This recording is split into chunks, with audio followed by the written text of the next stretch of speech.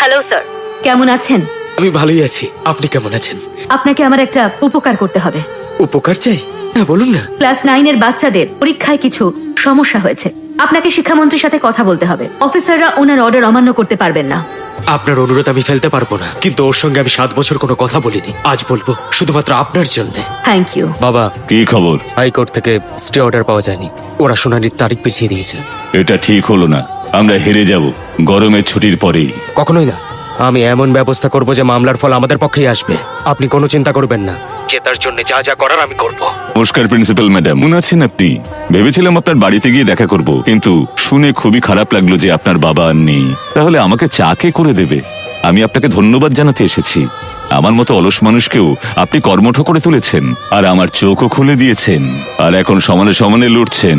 পরের বছর যখন স্কুল খুলবে, তখন শুধু আপনিই না, যে ছাত্রছাত্রীদের পাশ করিয়েছেন তারাও স্কুলের ভিতরে পা রাখবে না।